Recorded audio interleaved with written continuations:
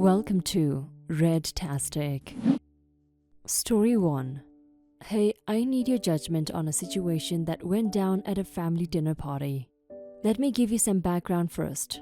Last year, my sister-in-law, 21 female, applied to college, but unfortunately her grades weren't good enough, so she didn't get accepted. She fell into a state of depression because all of her friends got accepted into college and were celebrating while she felt left behind. In an effort to support sister-in-law, my husband, 28 male, and his mother-in-law, 55 female, had a discussion and decided that trade school would be a great alternative for her. They agreed that my husband would cover most of the expenses, with mother-in-law pitching in the rest. Initially, it seemed to be a good plan until a few months ago when my husband had to quit his job due to overwhelming stress. He's been between jobs for the better part of the last year while working on completing his master's degree. He felt embarrassed about quitting, so he kept his unemployment a secret from his mom and sister.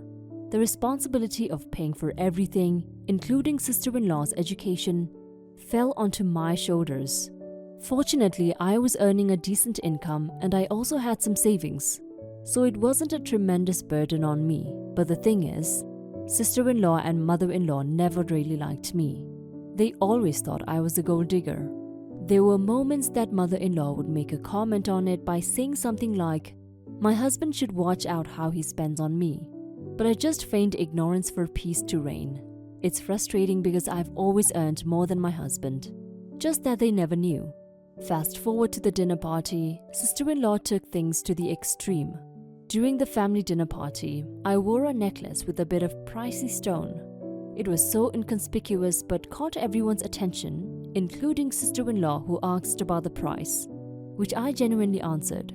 But what happened later in the evening pushed me over the edge. While I was heading back to the dining area with some refills, I overheard a hurtful remark from sister-in-law about me to her cousins.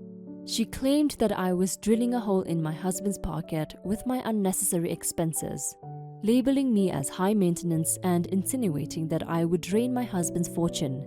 To make matters worse, some family members present that night actually sided with sister-in-law. I couldn't hold back my anger any longer. I called sister-in-law to the side and asked her why she would say such hurtful things. To my surprise, she boldly insisted that she was merely stating facts and that many people in the room agreed with her. I disagreed, and this led to raised voices, and everybody was watching at that point. That was the breaking point for me, so in front of everyone, I stated that I was the one footing all the bills in the household, including her education and her brother's master's because her brother hasn't held a job in months. The room fell silent after my revelation. Then I told her she needs to start paying for her school from now on, because I no longer would. Soon after I left the party, my husband, disappointed in his sister's behavior, followed me. When we got home, mother-in-law called my husband, not to apologize for sister-in-law's actions, but to question whether what I said was true, or if I had just said it to provoke sister-in-law. My husband told her the truth and explained that he couldn't do anything about sister-in-law's education since he was currently unemployed. Since then, mother-in-law and sister-in-law have bombarded my phone with calls and messages, calling me a horrid manipulator for holding my money over their heads. Other family members seem to think I overreacted by refusing to fund sister-in-law's education just because of her comment. But I think I need to set some boundaries for myself. I can't allow her to continue disrespecting me. So, I need your unbiased judgment. Am I the a-hole for refusing to pay for my sister-in-law's education after she called me a gold digger? I want to know if I handled the situation appropriately. Update. Recently, mother-in-law came over to our place asking that I still help sister-in-law, but this time on a different issue. Turns out, sister-in-law was in police custody for driving while drunk with her friend on a Friday night. So, she wants me to help her bail her out. But dear folks, I wanted to, but then I saw it as an opportunity for her to learn some lessons. So I'm considering getting her out maybe 2 days later. Thank you all for your love and support. They really helped me out.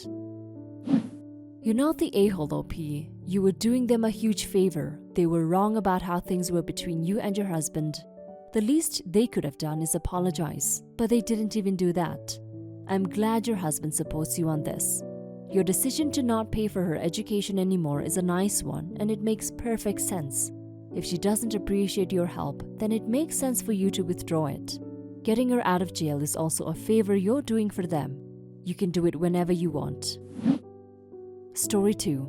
I am 26 female and my brother Tom is 30. He's married to Emily, 31 female, and they have a daughter, my niece, who is 3. Emily also has a brother, George, who is 28 male.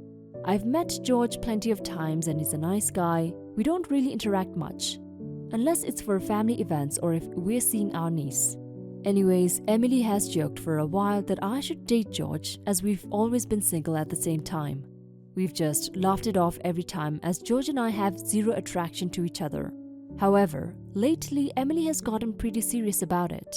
I kept telling her to knock it off and she said it would be great if George and I got together and had a kid because it means our kids would be full cousins on both sides. I told her to stop and she hasn't. She has even gone on and on about it, saying she wants her kid to have a cousin that's within her own family and mine, so she doesn't have to get to know another family if I dated someone outside of George. I finally reached my limit and told Emily she's acting really creepy. She wants me to date and sleep with her brother to provide her with a child, so it's a pure cousin of my niece. I also told her that even if I did date someone and had a kid, there is zero chance she would be involved with their family, or if she was, it would be at the bare minimum. I really upset her and she's been crying to my brother saying how much of a bitch I am and that I accused her of fetishizing her own brother. That is literally not what happened. Tom is demanding I apologize to Emily. George reached out to me and told me he was glad I said something, as his sister wasn't listening whenever he told her to stop. George says I have nothing to apologize for. Am I the a-hole? Edit. Thanks for the comments. George and I have decided to team up together and play a little joke on Emily. I will do a separate post for an update. Not the a-hole OP. Although you and George have both told her to stop, Emily sounds like she doesn't understand the word no. That means more forceful words are required to make her stop. You have nothing to apologize for. Her words to your brother say more about her than about you. At some level, she realizes that she is fetishizing her own brother, and she knows it's creepy. She genuinely does think you're a bitch for pointing it out, because she knows it's creepy. Now for some comments. Not the a-hole. You're right, that is seriously creepy. What the hell? Especially how she just kept pushing the issue over and over again like she was hell-bent on making it happen, despite both of you telling her to drop it. Glad George is backing you up at least, since your brother doesn't have the sense to see how inappropriately his wife was behaving.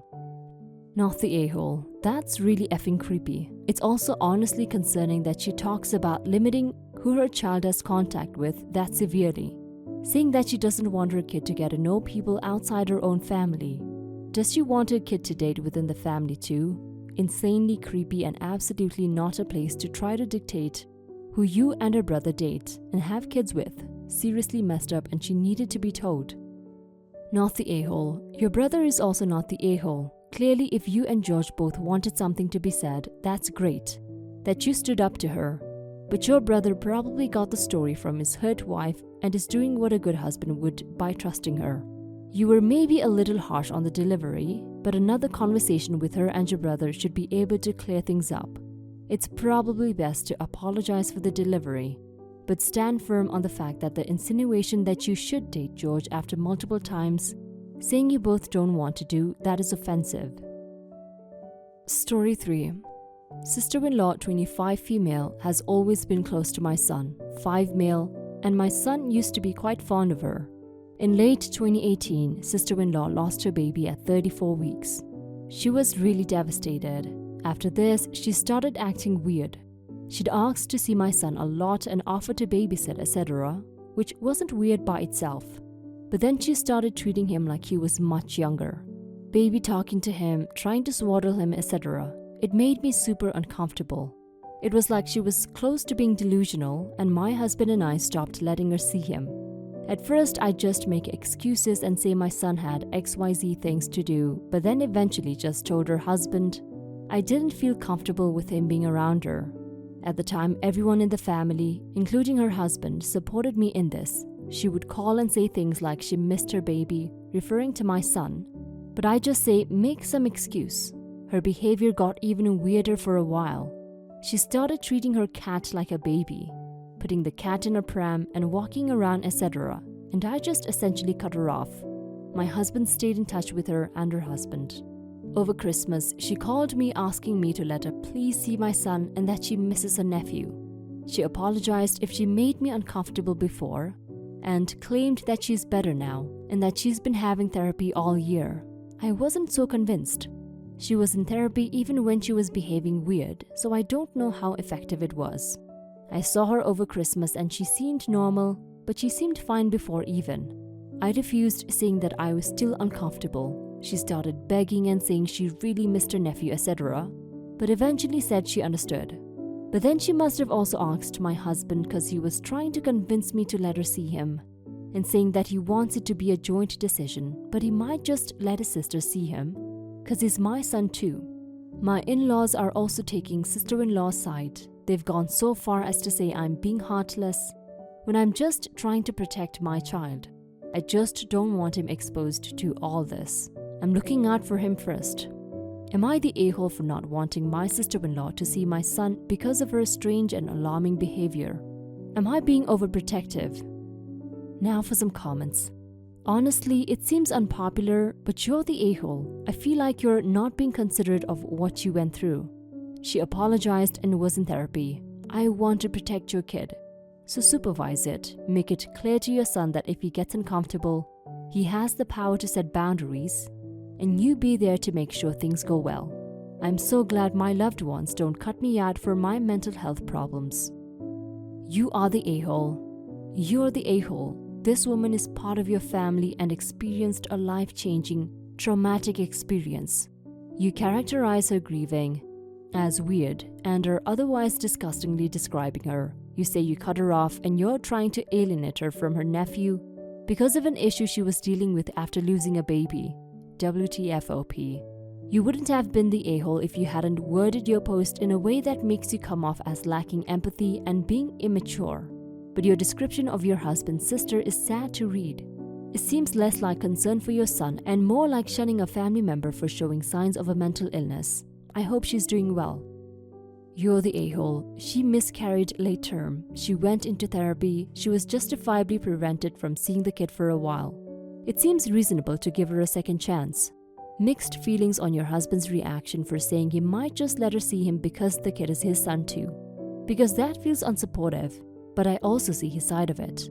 He's being expected to treat his sister like a pariah when he likely genuinely believes in her. That seems kind of rough for you to expect that from him. Set your boundaries for any kind of interaction, and if they aren't willing to work with you, by all means cut it off at the root, because they need to meet you halfway there. But you should make an effort.